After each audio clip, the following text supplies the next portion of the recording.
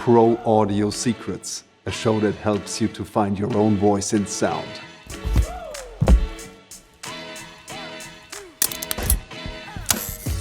Will I ever be able to create a game and see it in the shelf like this? If you don't like to be collaborating with other people, you really should be doing this, because games, it's all about teams, it's all about teamwork. Teaching also significantly improved my communication and confidence in work. I started to identify how Battlefield was handling the sounds. When you fire a submachine gun inside a building, the tails change because you are indoor, and then I started to notice these kind of details. It all goes to building trust with people in the industry. Yeah, exactly. In this episode of Pro Audio Secrets, I'm talking again with someone who is really eager to help other people elevate within their career in pro audio. His name is Giovanni Webster. He's a senior sound designer in London at Splash Damage. Originally from Brazil, he managed to really make a great career. His path will be discussed within the episode, and also why he is so passionate about mentoring and helping others to get to their next stage within the career. And if you are also looking for advice and maybe someone who can help you to elevate faster, this episode is for you. Please enjoy. So as it is actually the first time that we talk to each other, Yeah. can you tell me a little bit about yourself? I mean, I know that you are working at Splash Damage. You are also an educator. And where are you originally from, and what's your career path until now? That would be really interesting. Cool, nice. So yeah, I'm Giovanni Webster. I usually say to people that in the UK, no one can say my name properly. So it's supposed to be Giovanni in Brazil, right? But I just say, call me G. So it's better and it's easier for us. It's shorter. It's G. Okay. Or Gio. So Gio works. I'm Brazilian. So, and I'm from Brazil, and I'm living in the UK for around 3 years and a half now. I work with audio for at least 15 years now. And I had experience in game audio, in other media, also done film, animations, also work with advertising, and also the music market. I basically started with audio, messing around with softwares, like audio softwares and music softwares. Because actually the beginning was, I had a musical background, and I was a drummer in a rock band. We used to try to play Blink-182, Green Day, these like more punk rock, more pop rock songs. Yeah. And then the band, it didn't work out, and I tried to follow alone a path of electronic music. So I was a DJ. And I've used to say that this is I'm kind of well versed in selecting the right music for the right moments. Mm-hmm. And one of the good things to have to try that career is that you can. I was able to identify what the dance floor wants in terms of music, you know. So it's good to have this feeling, and somehow this helped me in the future. I can do pretty much everything related to music, editing. I can compose music, but I haven't done much of that in the last few years now. But I can edit, I can pretty much identify everything related to music, like tones and all that stuff. I also directed a lot of different actors for a lot of different recordings in a very, very different environment for a diverse range of genres and also different platforms for different games, from mobile, initially on mobile, because my focus was pretty much small games, indie games, and mobile. And then around 2015, 2014, I started to work with consoles and PC. And yeah, I think I think I can start like a little bit of probably why I decided to do this.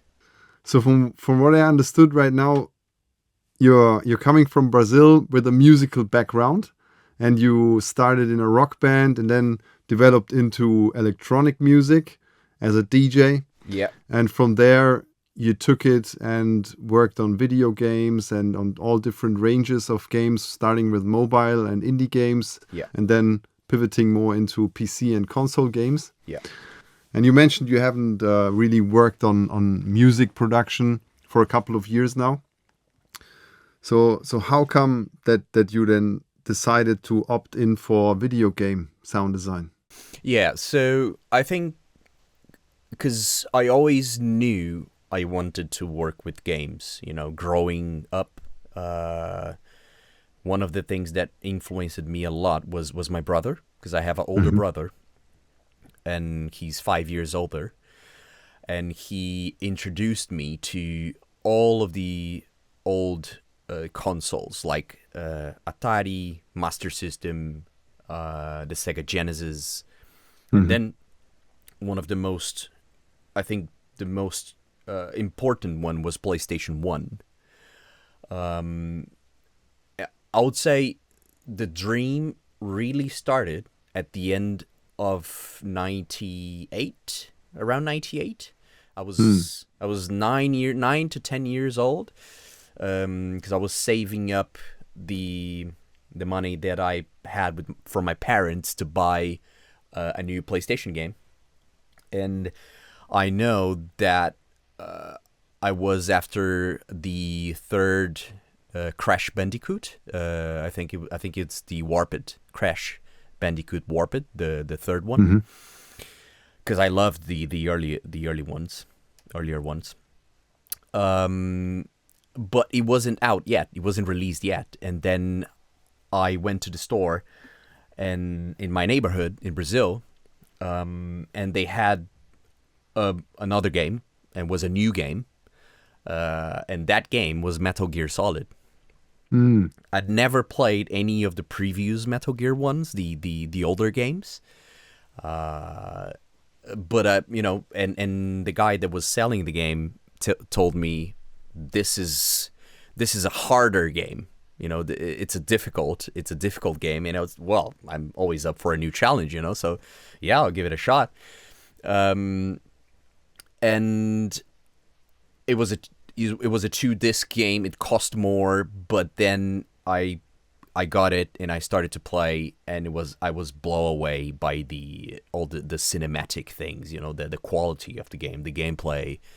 That's when I really started to paying attention to the soundtrack, to the atmosphere, the sounds, all the different sounds in the game, like UI sounds when you select in the interface, the voice acting from the actors, everything related to audio. And I would say I've always been a really active listener person. Everything that I'm watching, like a media, video, movie in the cinema, TV series, playing games, I'm always listening, trying to pick out all of the individual sound sources. And then at some point, I went back to the store to talk to my friends, like, the game is amazing, and the shelves were packed with copies of Metal Gear, full of Metal Gear CDs to sell. And people were saying, like, yeah, everybody's buying it, everybody is playing it, it's so good. But seeing that whole shelf full of Metal Gear copies, that stuck with me, because I remember thinking, will I ever be able to create a game and see it in the shelf like this, like full of copies in the store? You know, that was that. Then that dream started, and then I started to go to research things related to, okay, I wanna develop games. How can I do it? How can I start? And in the university in my city, actually in my city in Brazil, in the state that I lived, call it Rio Grande do Sul, the southest state in Brazil near Argentina. There is a university that they just 1 year before, in 2009, I think, they started the game development course, the game development degree, bachelor degree. And then I started at the university, and I also joined the creativity lab, where I studied with all of the people involved in the game development course. And because I had a musical background, a musical and a sound background, I kind of noticed that everyone entering the games course wanted to be either a visual artist, like 3D artist, like doing characters, levels, or a programmer. And this led me to explore the audio area, you know, the audio niche, because it seems that no one else was into this, was doing this. So students in the more advanced parts of the course, in the upper semesters, who started to develop projects, their own projects, they would contact me with things like, oh, I need explosions, I need magic sounds, I need gun sounds, I need a music. So soon I was creating sound effects for a lot of different projects, a lot of different people involved in the game development course. And that was nice, you know, because I had also opportunity to join game jams in the lab, because everyone was a volunteer. Everyone was there to learn and to start doing their own things. And I would say that was a great start for me, because I was already, I think it was my first opportunity working with multidisciplinary teams, you know, people with a lot of different backgrounds. That was really nice. And then I started to do game jams around the country, and then started to do game jams from abroad. And I started to build a portfolio focused on audio, focused on sound effects, also implementing things. And then after collaborating with some companies that were transitioning to indie development, I started to create games between 3 to 4 people, then 10 people, then 15 people. Started to get a little a bit bigger. And at a games event in the capital of the state that I lived in, Porto Alegre, I was lucky to meet one of the CEOs of Akiris Game Studio. That was 2014. That was 11 years ago. And Akiris was one of the largest studios in Latin America. They were very big at that time, but big in Brazil was a studio with 30 people, you know, 35 or maximum 40 people. That was big. Of course. And then I would say when I joined Akiris, it's safe to say that I was growing alongside the company, you know, because I established myself as an actual sound designer for games, and then I was growing alongside the company, establishing myself as a professional, as a developer, as an audio person. And during the 7 years that I spent there, between 2014 and 2021, the studio grew to probably close to 200 people in 2021. So I was the first audio person And then Hmm. there were more people involved. Then another professor come in. Then we started to outsource a lot of stuff. Then I started to work with studios in the US, people from Europe, and then I think all the doors opened for me while I was in Akiris in that time. So that was really really really good. So we have a quite similar story, Giovanni. Yeah. Yeah, yeah. I also started out in music as a rapper, Okay. and then built myself a career around that, having my own studio and recording rap vocals mainly, and having my own crew. And we were like touring and doing stuff, concerts, and I was just working at a nightclub as a security and sometimes DJ Mm-hmm. at the side. And then after many years of not really succeeding in this, I then looked into the things that I haven't looked into in terms of sound engineering, because that was always the second thing that I was trying to establish, next to the music, the sound engineering thing. But it never really worked out because the music was always priority one. Yeah. And then when I switched those priorities, I thought, okay, the only thing I haven't really looked into, and back then I didn't even know that there is game audio, was film sound. And the city I was living in was also close to Berlin, where a famous film university is. And then I thought, okay, maybe I apply there and then study film sound. They wouldn't accept me in the application, and then I found a place to be an apprentice at after making a couple of internships also at that facility. So I ended up having 2.5 years access, to real mentors and real projects. And then there I could learn all the, hard facts about sound effects editing, dialogue editing, ADR, and all these things. And that was also a very great opportunity for me to fast track the whole path, because after those 2.5 years, I was basically way more trained than anyone from that university, doing double the time. Yeah. So I ended up training people who then finished the university in parallel with me, because I worked at another company then already as an intermediate sound designer. Mm-hmm. And then I had to train people from that university up to the company specs, let's say, that I could already adhere to from my previous learnings from that company. And also the networking opportunities at that company were really great.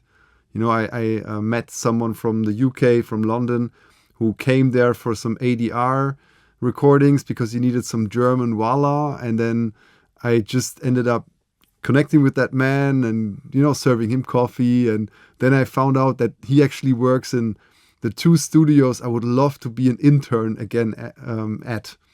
So I managed to do that as well. So I interned a month in London, and then the people from my apprenticeship, they kind of recommended me then to that new position I got after that. Mm-hmm. And that's how the whole thing started for me. And then I also had the chance to establish myself within that company for 7 years. Nice. So there you go. We have really the almost parallel story with a little bit different topics, different grains of salt here and there. Yeah, and it's funny because I think one of the I always say to people, like, I had a little bit of a luck to meet the CEO of the company and one of the producers of the studio, but it was not just luck, because I was prepared. I was with my portfolio. I was with some things already with me, just to say to them, hey, I've made this, and this already. And then they mentioned, oh yeah, we are looking for a sound person to help us to finish the project. And my first thing when I joined the company was a temporary assessment. Was just, I think it was 3 months or 4 months to finish a game, because at that time the studio was doing games in partnership with Cartoon Network, with the all of the tunes. There was a game focused on the what's the name of that title?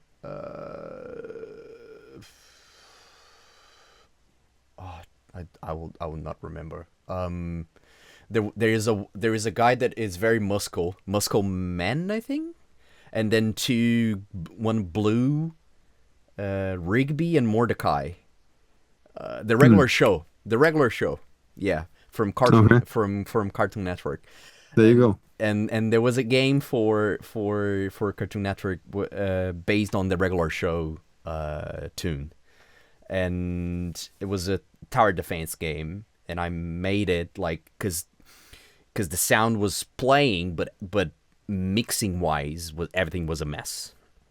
A lot of things like playing out of nowhere. It was not localized, so I had to learn like 3D audio first, steps to play them localized in the screen. And after that I finished, and then we released the game, and they come back to me saying, you did a great job, we want to continue with you. And yeah, I spent 7 years there. A lot of things happened. Launching first game on consoles, first game on Switch, PlayStation 4, then 5, then Xbox. I think one of the most interesting projects that it is probably one of the main reasons that I'm here today at Splash in London. It was one of the first online first-person shooters that Brazil made. It was called Ballistic, and it was a game. Initially, the game was running in the browser on Facebook, and you needed to open Facebook, log in Facebook, put your nickname, and then you just like open the app inside Facebook to play the game.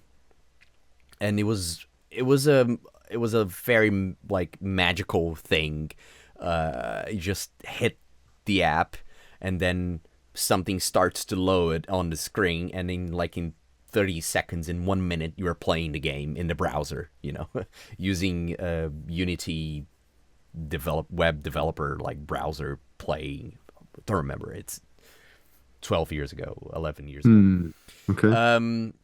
And the game won like several awards. It was definitely a technical highlight from Unity. And then after that, we finished the support for the game to play in the browser, and then we ported to Steam. And when we ported to Steam, the game became Ballistic Overkill, like a evolution of the Ballistic original game. And I think it all started my focus on first person shooters, and it was a really, really incredible experience to start working with a large amount of different weapons, different mechanics, grenades, mines, things that are very, very different from the games that I used to do in the past. So I think it was the beginning of the exploration of more like bigger projects with bigger things, but all the Ballistic Overkill development, I was still alone. I was always saying to people that was asking me, oh, how's it going? How are you doing with Achilles in Brazil? And I'm a one person team. I'm one audio person that does everything that plays in the game. So obviously I was not composing music. We outsourced the music, but implementation, all the systems, working alongside the programmers to play things the way I wanted, it was everything with me. So I think I was pushed to do it alone, go do it. If you're not going to do it, no one's going to do it for you. So yeah. And how did that resonate with the gaming community and also with the industry? You mentioned without that game, you wouldn't be now sitting at Splash Damage in London. Yeah, it was really, really great. all the reception, from the industry in Brazil. I think the project was amazing. The people who made was incredibly talented. But we had an issue. I think not so many people in Brazil was knowing that the game existed. We had I think the marketing at that time was not so good. But it was an incredible experience. I remember that I reached out to some audio professionals that worked at DICE in 2015, I think, because I remember that I was playing Battlefield 3 at the time, and I don't remember which first-person shooter was. Battlefield was definitely one of the main references. And I started to, as an active listener, I started to identify how Battlefield was handling the sounds in terms of, when you fire a submachine gun inside a building, the tails change because you are indoor. And then I started to notice these kind of details. And I was deconstructing the systems from Battlefield to bring to our programmers to say, Battlefield does this, we need to do it, but I think, it was, the reception was amazing, but not too many people not too many people know about the game. And I wish that the country and the industry in Brazil was more aware of the game at the time that we launched and we ported to Steam. It was a success, but not like a huge success, But yeah, I think it's something that to me the most valuable thing was creatively. It fulfilled me with a lot of different things to do, research to do. I learned a lot about weapons. I never heard before things like mechanical things, like weapons based on gas to pull the trigger. So technically, I was really into guns and weapons and how they sound in the world. And that was really nice. But yeah, I wish more people know about the game. And how come that Splash Damage did know about it and hired you? Yeah, so that's a good question. I prepared my portfolio, and in 2021 I started to dig in the internet possible companies and some positions that were starting to appear for me. And one of the things it's funny now, but it's so sad to think about it. For me, I was thinking for me, like internally, in Brazil, I was leading.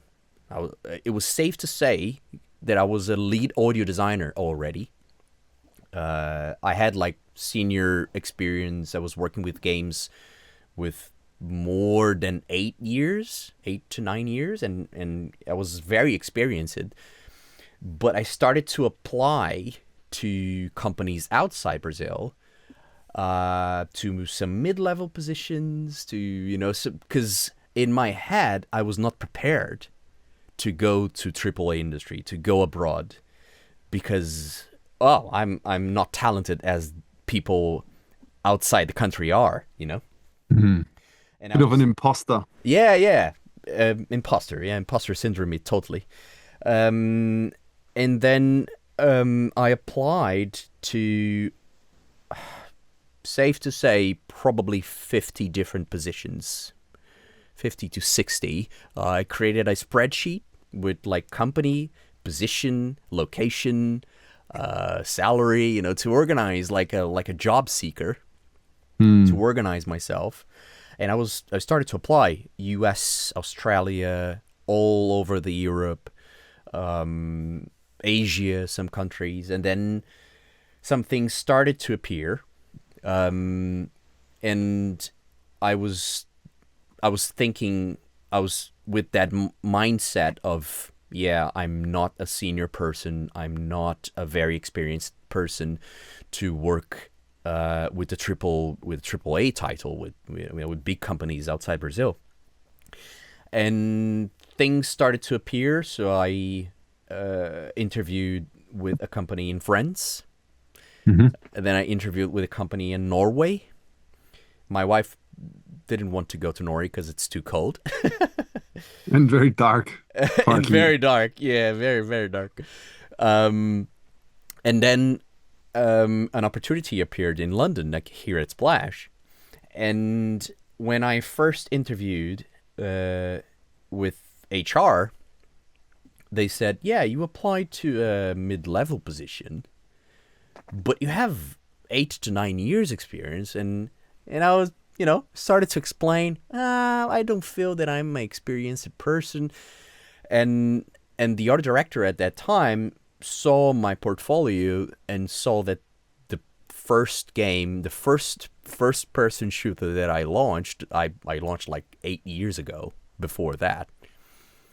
And they totally said to me, like they simply said, you are a senior audio designer, don't worry, we are going to fit you here with what you deserve, and then I was interviewing with these 3 different companies from 3 different countries, but I was focusing here in London mainly because of the English, mainly because of the language, because before I was working with companies from the US.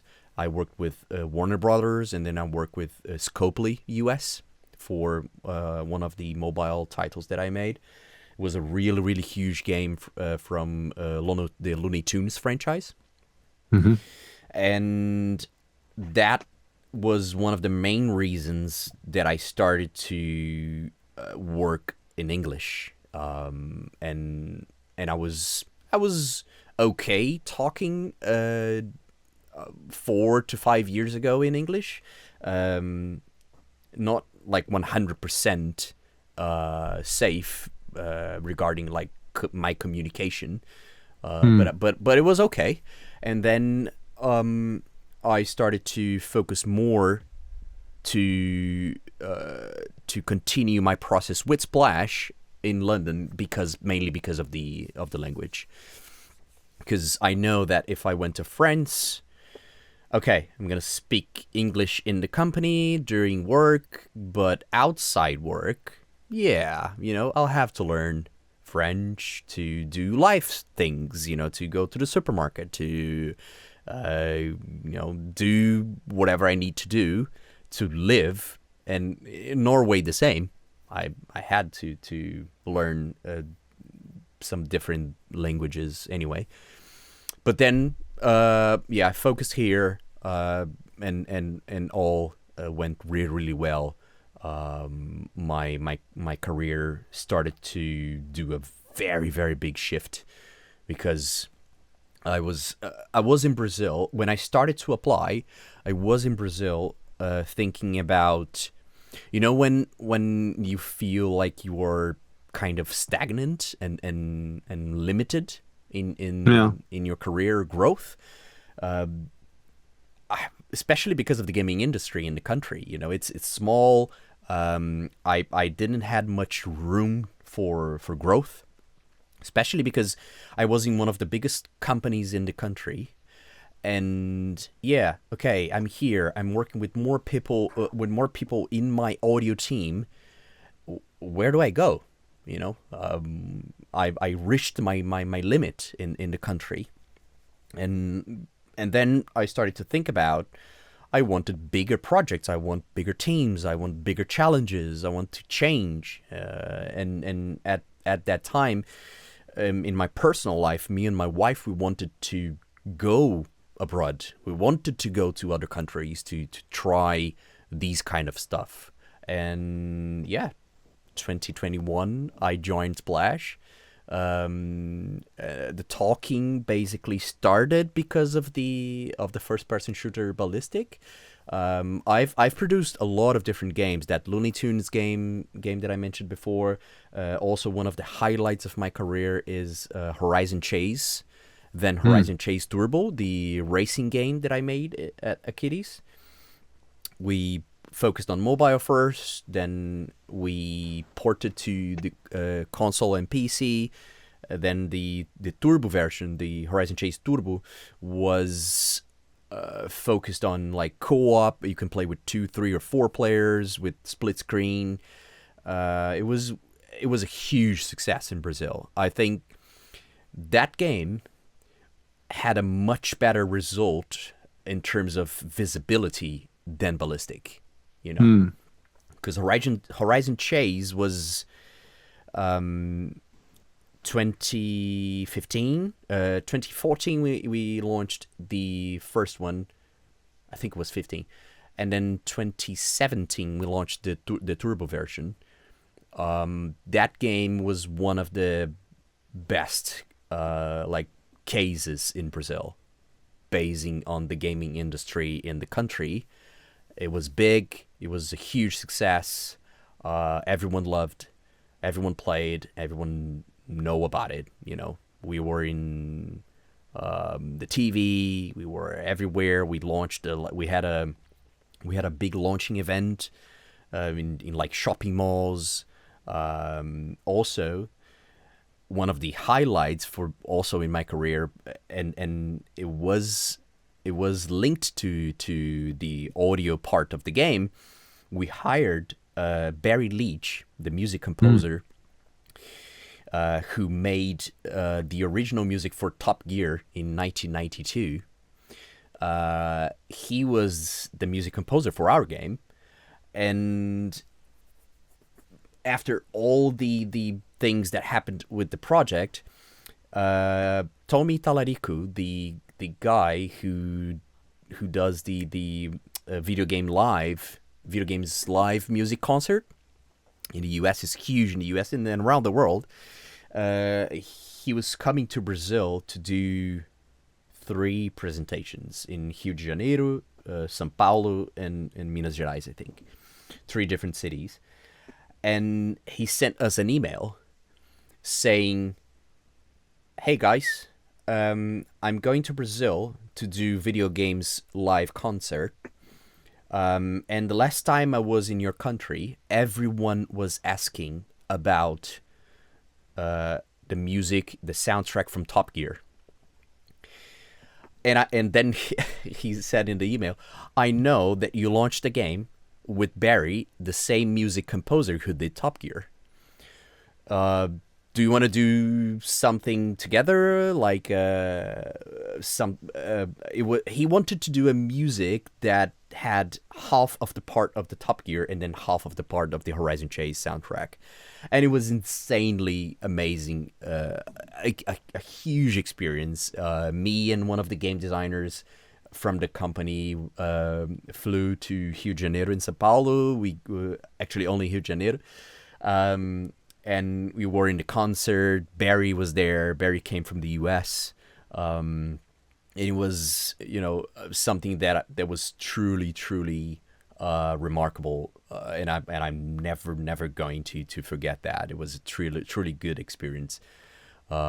Just to be, along with the concert and with Tommy and with Barry and with Felipe, the game designer who worked with me in the game. And it was, just to see people's faces hearing the music from Top Gear and then the music from Horizon Chase, the game that I made with my colleagues, was insanely huge for me. So a really, really good experience.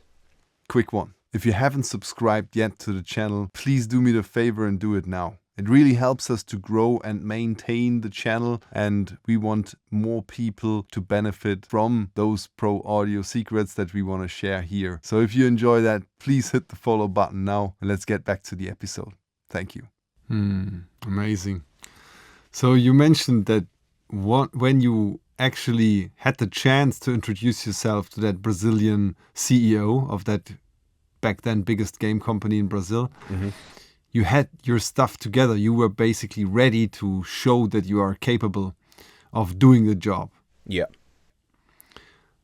How did you manage? I mean, you said you did all the game jams, and the university was also providing for that. And I understand from there you took it and then participated in other game jams, more interregional than international game jams. So you made sure that when the time is coming, you are ready. Yeah, basically. And yeah. So how do people achieve that today? Because I also understand that you are in mentoring people as game audio, aspiring game audio people, which I really love that you do that. And so what is your take on today? How can people get themselves ready if they want to start out and have that chance? How can they be ready when the chance is there?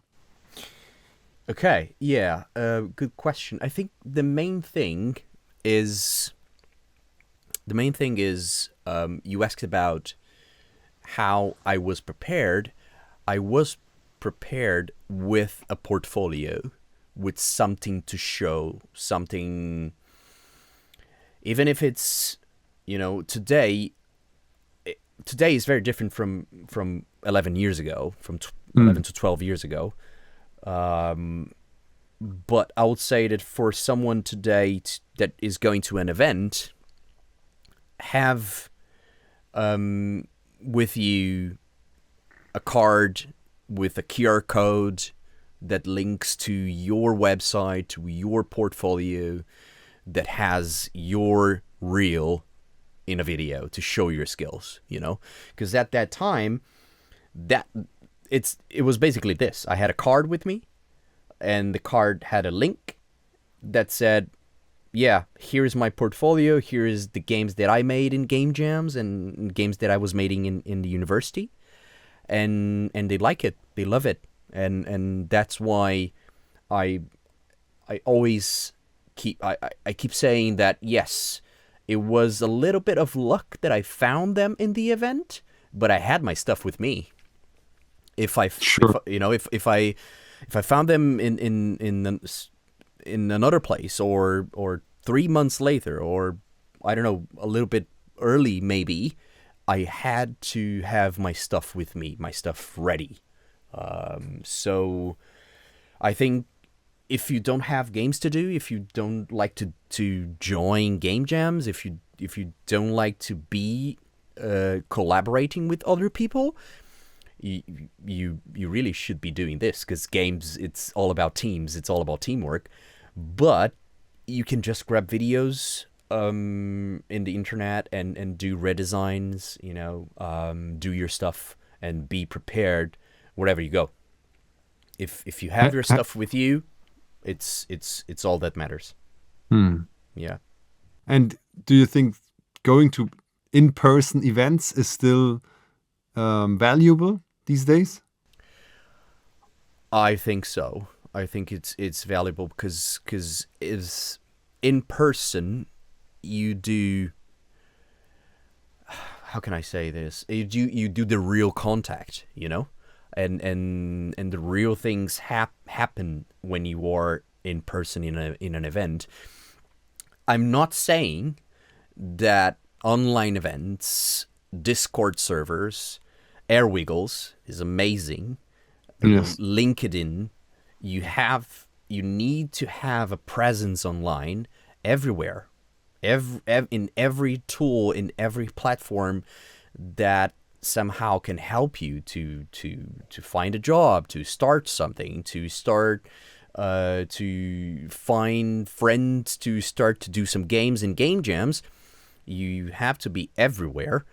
But in-person events, is where you do the, I don't know, it's weird, but I'm what I'm trying to say is both things are very important, but in person you have, I think, more of the real connection. You know, you talk about what you like to do, you talk about outside work, you talk about your hobbies, what games are you playing, things that are feel more real, and then after you meet people in these in-person events, things started to feel more, you know, connected, to feel more real. But both things are important. I would say online and in person are both important. And how do you go about approaching people? Because what I understood now is that it feels like you started relationships there rather than asking for work. You were talking about outside work. You just made some friends there. Or how does someone go to a gaming development conference and make their ways there? Yeah, I think that it's all about when you start a conversation, the things that you mentioned in your question, relations, talking about hobbies, talking about outside work, these kind of things start to build trust between you and other people, you know?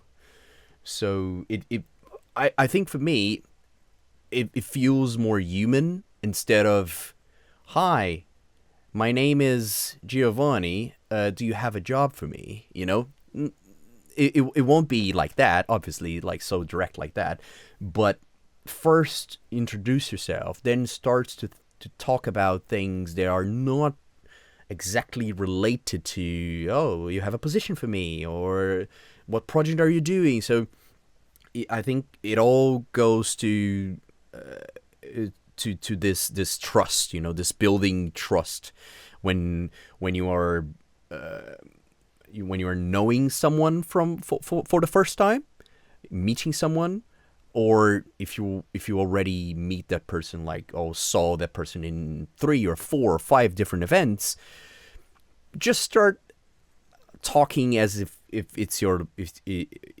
friend from, you know, a long friendship.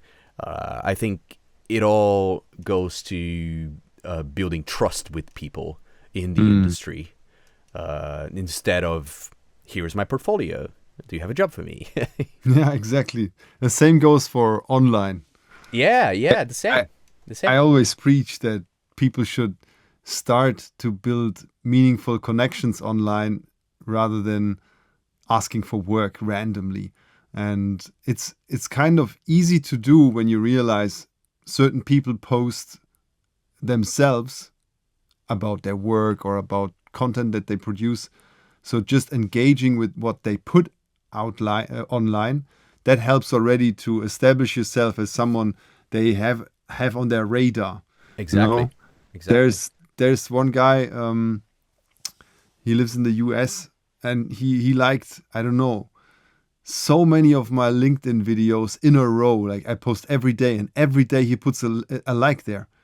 You know, of course I know this person, and therefore when he would connect me, I would instantly reply and first of all say thank you for all the likes, and I did that just by myself, you know. Yeah, because he's supporting you, in the way he can, by liking your videos, by sharing your work, by, you know, and if he's liking you, or like appearing for more people online in LinkedIn. So I think it all makes sense, and for me it's the same thing. Usually I'm doing my initiative that I call a quick design. I created here at Splash, and it's something that we try to do every week. I will go to ArtStation, I will go to social media, and then I grab videos that I look to the videos and think, ooh, that would be good to add sound to it. So I grab these videos, and I'm constantly saving these videos in a folder that it's something like a backlog that I have.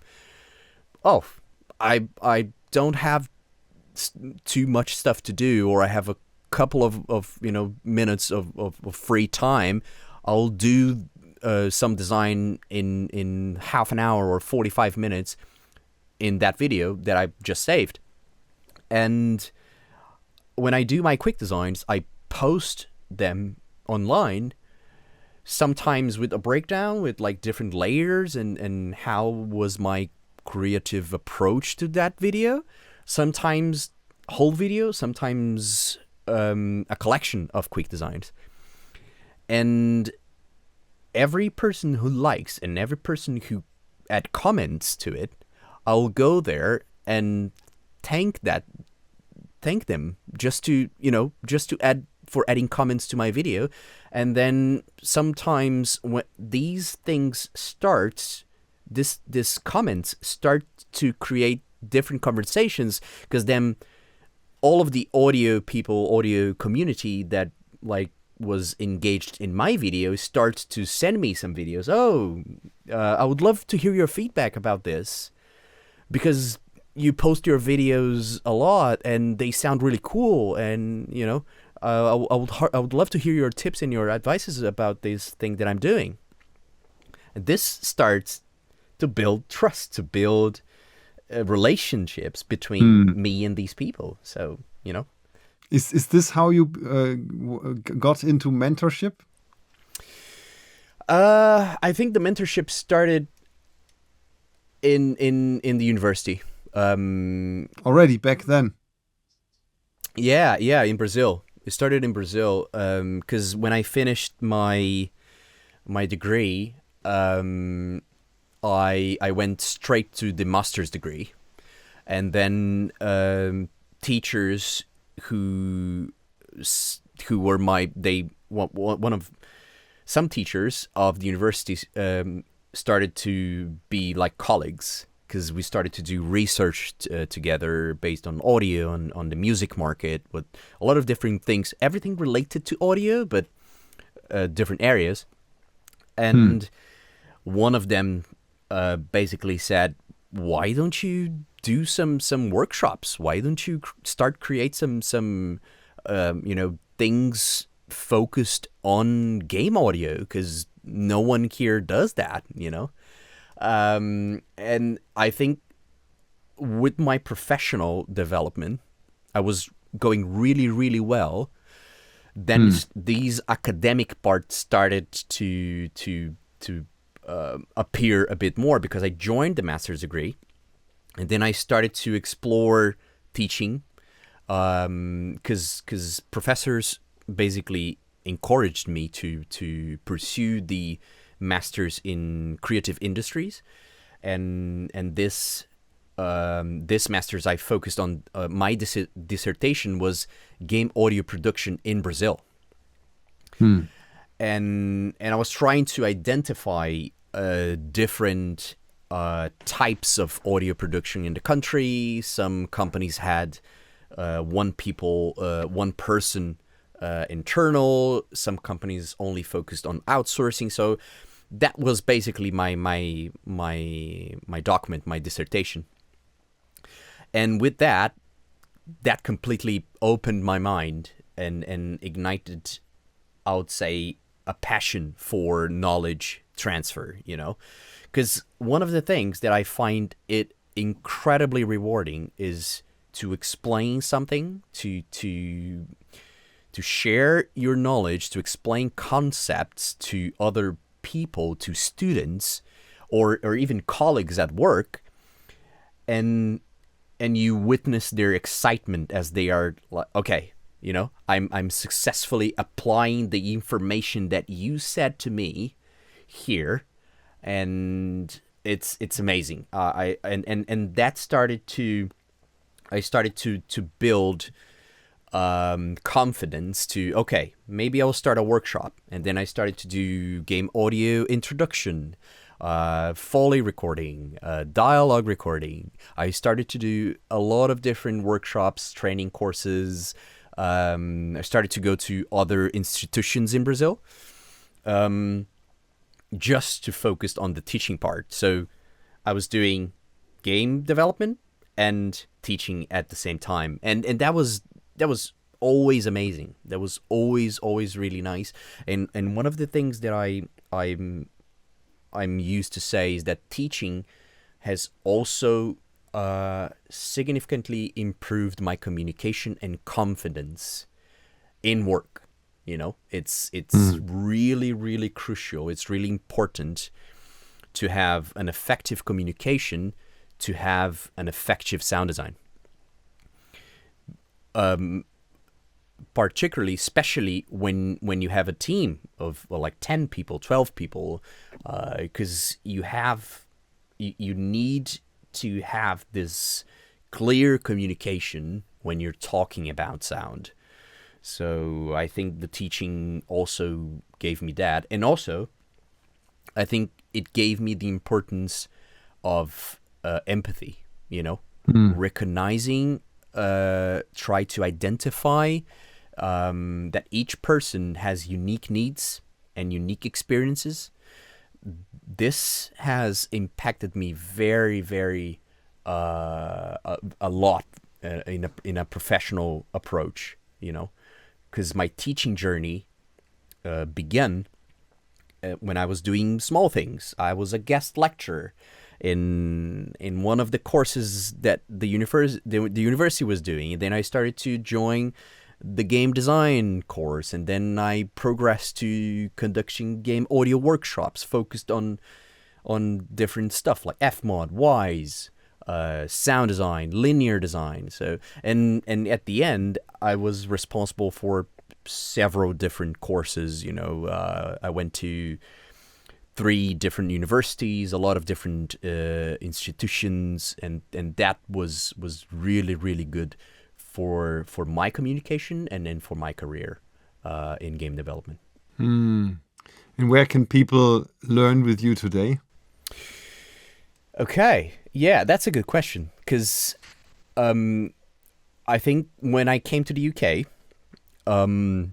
my biggest initial how can I say problem was building confidence, not with my knowledge about audio, but in communication, communicating effectively in English, because it's not my first language, and you need clear, objective, professional communication, you know, because it's very crucial and important in this field when you are mentoring someone. Yeah. And since I arrived in the UK, I've been looking for ways to expand my reach, because I was doing that for so many years in Brazil, but I wanted to share my experience here, teaching, mentoring, generally guiding people on different things, how to break into the game industry, how to grow, how to land a first job, how to use a specific tool, a specific software, a specific plugin, things like that.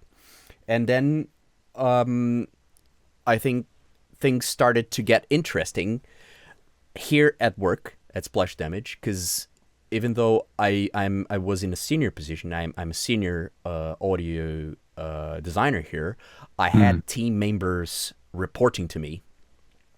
So this experience started, like, not managing the audio team, but line managing other people, you know, started to form mentoring in itself here in this environment.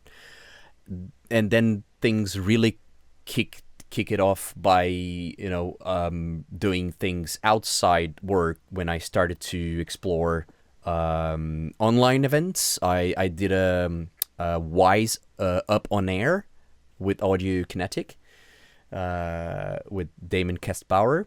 And I started to talk about a project where I implemented procedural music in WISE, and that was in English. And then I started to think about, I connected with Greg and Lewis from Airwiggles. Yeah. We became friends, collaborators, and then I submitted a talk to AirCon 2023. That was a huge boost in my confidence. Okay, I can do this here in the UK, you know? And then I became a mentor in the Limit Break program here in the UK, both 2023 and 2024.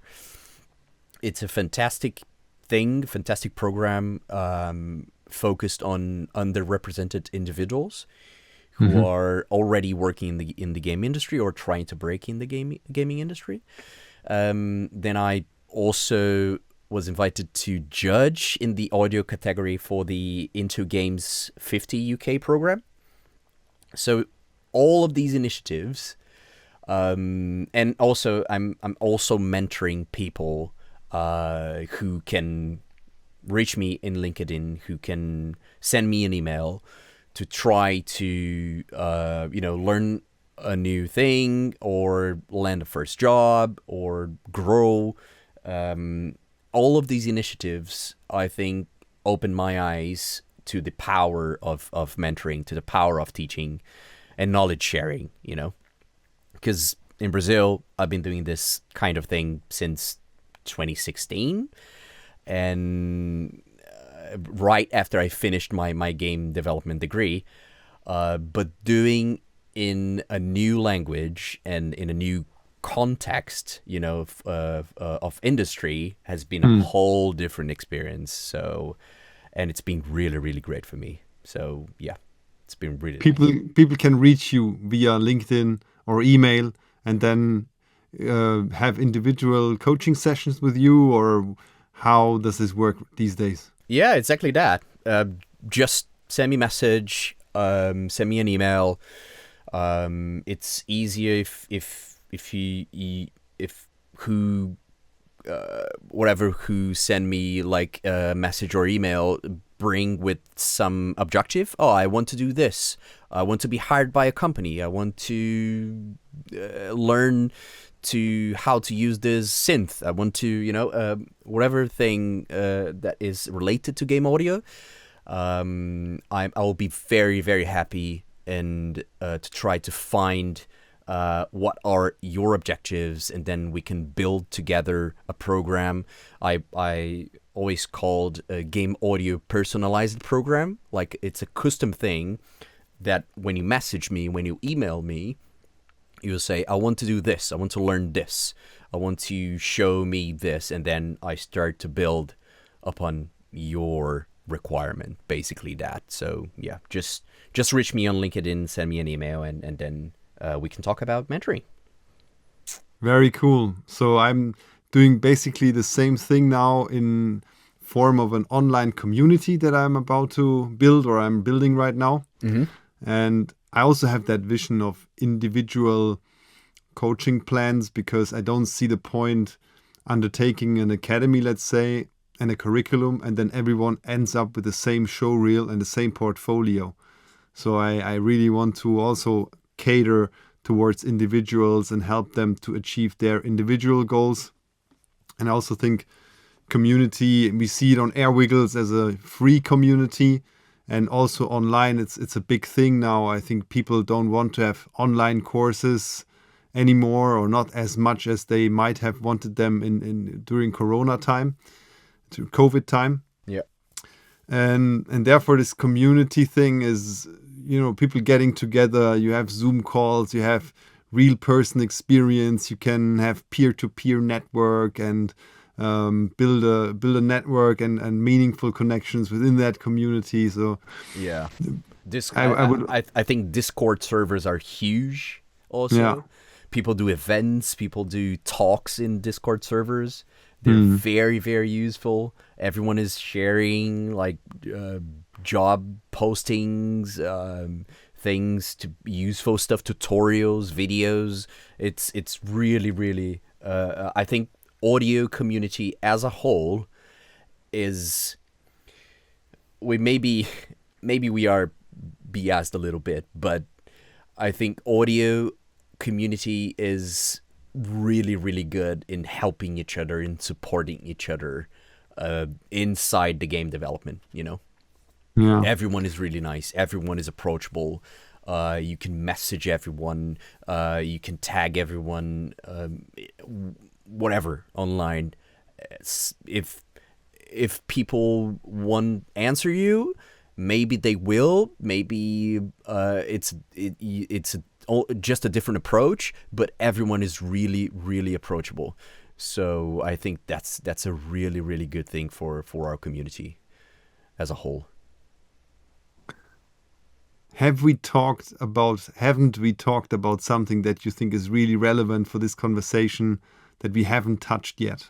You mentioned about AI in your message, and yeah, we haven't talked about that. That's true. Yeah. So we haven't talked about AI. We haven't talked about favorite sounding game. What else? Yeah, what's your take? What's your take on AI? Yeah, AI is complicated. I think that it's a weird topic, but also it's something that it needs to be approachable in a very thinkable, in a very truthfully way. Because the biggest impact with AI today is, at least for me, so this is my opinion, I think it's in my workflow. You know, I don't have a big fear of, oh, a robot will take my work, or they will invade, or a company will create something that will reproduce my sound design skills automatically. This is not going to happen soon. I'm not. At least. I'm not saying that will never going to happen. But you know, I think I've been doing a lot of documentation. Is a huge part of game development, and it helps me insanely well with documents, with workflows, and I think AI could help us automating stuff that's tedious and time consuming, you know. So and there's more. I think noise reduction, it's really, really good. Syncing things, dialogue, you know, digging through huge sound libraries. I think one of the best things, it's AI could handle, like keywords. If you're searching for a sound, you know, and you're trying to find something very specific through your big library, things that you recorded or things that you bought from commercial sound libraries, AI could handle all that, you know, freeing us up to focus on the fun part, on the creative stuff. Because I think searching, it's not fun. But you know, it could help us in a lot of different ways. Also regarding voices, you know, we have already seen some really cool AI applications, AI tools, AI voice changers, voicing clones, voicing things, voice modeling, whatever. It's getting insanely good, and could totally change how we work with voiceover. But if you think about AI voices in a game that is shipping to release a game, the quality is not 100% there. Is it maybe 60%, maybe 70% is almost there? But you know, you can identify, oh, this is not a real person. This is sounding weird. So yeah, I think there's a lot of ways that AI can help us. I've been using a lot to some things, but I don't have a concern right now. You know, I have some concerns if AI takes maybe over imagine like entry level tasks. You know, how are new sound designers going to get started if I can teach an AI model to do things that junior sound designers or associate sound designers could do? It's a valid question, maybe, and we need to talk about this like in an open way, but we need to make sure that everyone has a fair connection with AI. You know, learning and growing in audio is important, and associate and juniors audio designers are starting now. The AI is also starting now, let's say. But I don't think it's a concern, a big concern. You know, I'm what's the word? I'm optimistic. Overall, I'm optimistic. I would say that AI has the potential to be a very big game changer in the way we work, but we need to steer in the right direction. You know, it's about finding the balance between new tools and things that we can use to help us, and keeping the human element, the creatively element, because there's no machine that can do our creative stuff that the way that we could do. So I think it's just a way to teach AI to search, not to search, to, it's just a way to teach AI for us to do sound design, for us to do audio better, you know? Yeah. Yeah. And how about the technical sound design part in video games? I heard someone saying that AI might take over the technical audio designer roles completely. I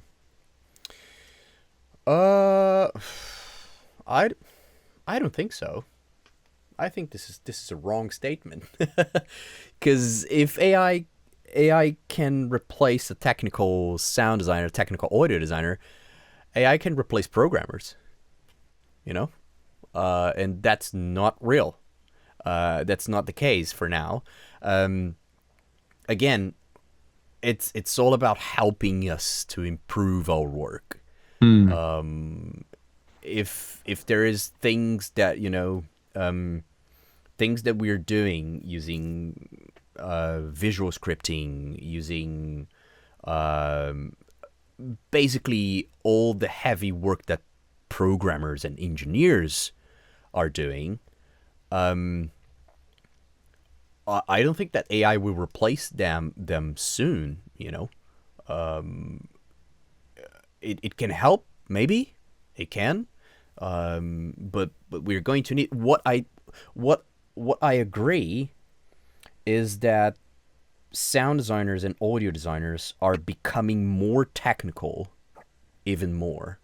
So it's something that it's very different in the industry, and it's in the companies, and it's different in terms of nomenclature, in terms of hierarchy, maybe, or organization, depending on projects, depending on companies.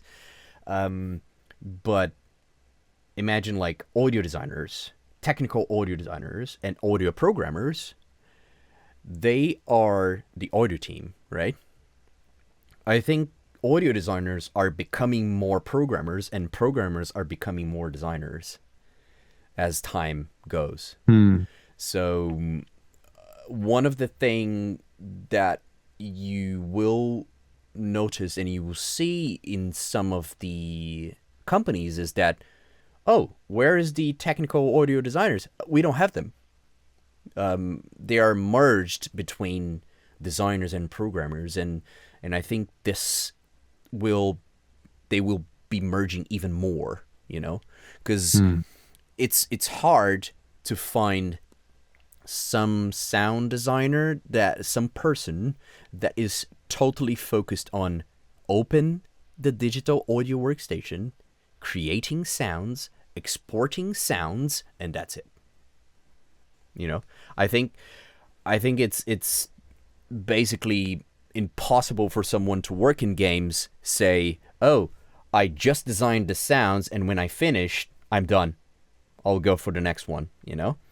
You need to learn implementation. You need to learn a little bit of scripting, a little bit of visual scripting, blueprints, logic. How can I adapt this custom thing in Wise? How can I adapt this custom parameter in Fmod? So I would say that the knowledge between programmers and designers are kind of merging even more. You know.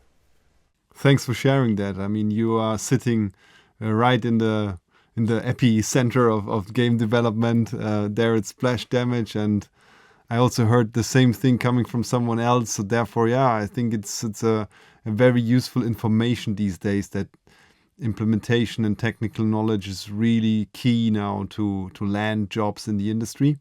Yeah, for sure. I mean, when I started out at Ubisoft, we already were happy when people could prove that they know stuff about Wise 6-7 years ago. Yeah. But that's not the case anymore. That doesn't cut it anymore. Yeah. Yeah, I agree. Totally agree. Yeah. So to finish off, what is your favorite soundtrack these days? Soundtrack? I mean, sound design, overall experience.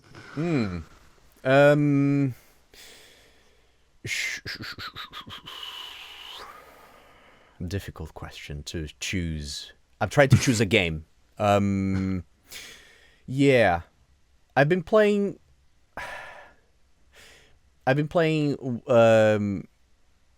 one of the games from last year that stood out to me was Indiana Jones and the Great Circle. It's really, really good. But I'll save that for the next one, because I'm trying to move a little bit away from first-person games a bit. A game with the sound design I really admire is Ghost of Tsushima. And I think that Sucker Punch truly achieved like a it's very real. It's a believable and immersive Sonic landscape in that game, you know.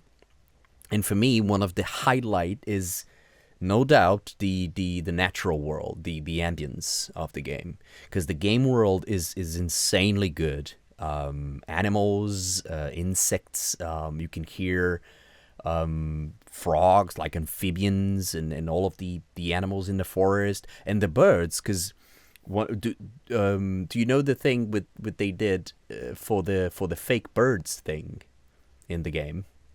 No.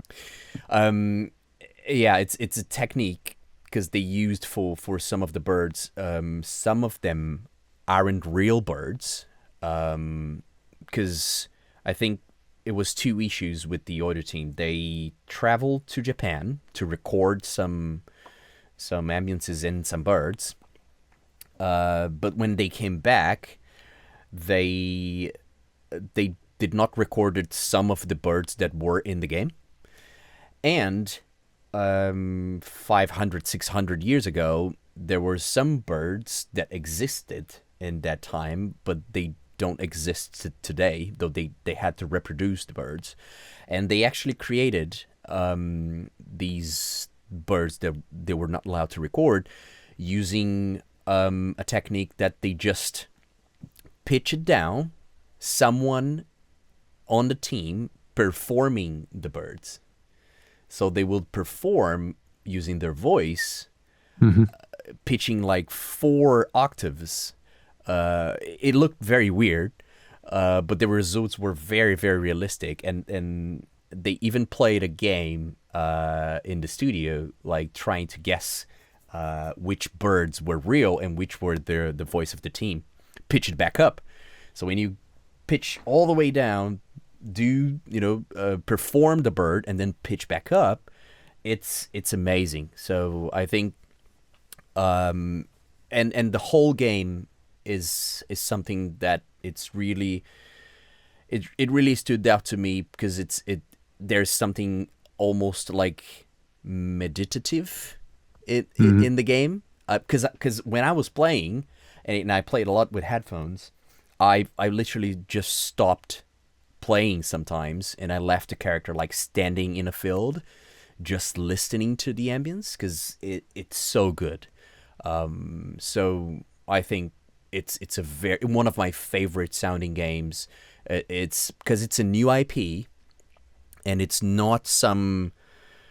There's no fantasy in the game. It's really grounded. They had to keep the sound design really real and organic and grounded, and they totally nailed that too. I think it's an immersive and believable story and experience, and it's a phenomenal work. So if you did not play it yet, go play it and listen to it because it sounds amazing. All right. Giovanni, thank you very much for your time. It's Thank so great that we Thanks, could talk. Bastian. Yeah, it's really great, man. It's such an honor. I've been seeing your videos and your stuff online for so many time now, and it's been really great. I think we have a lot of intersections and similarities between our career. Totally. Yeah. So yeah, it's amazing to talk to you. I hope I hope you had a great time. I had a great time. And I'm looking forward for meeting you in person, and maybe work together. Yeah, sure. We can maybe meet at the developers conference in the UK. Yeah, sure. Huh? Are you coming to develop? I think so, yeah. Yeah, cool. That'd be great. That'd be great. Huh? Yeah, in Brighton. And And I'm also planning to go to Gamescom. yeah, then you have to come because I'm sure you know Victor. Yes. Him, yeah. Yeah. So Victor is always organizing the game audio meetup at Gamescom, Mm-hmm. and we want to make a barbecue this year at my place. Yes. Summer barbecue. So that could be a thing we can also meet. And then I would also love you to invite you to the academy and give a workshop if you want, Oh, for the members there. totally. Yeah. Yes, please, man. Please. I'll And love to. and if someone needs anything about Foley or recording and cleaning stuff, you can also just point them my way, and I'm happy to help. Sure, for sure. I'll let you know.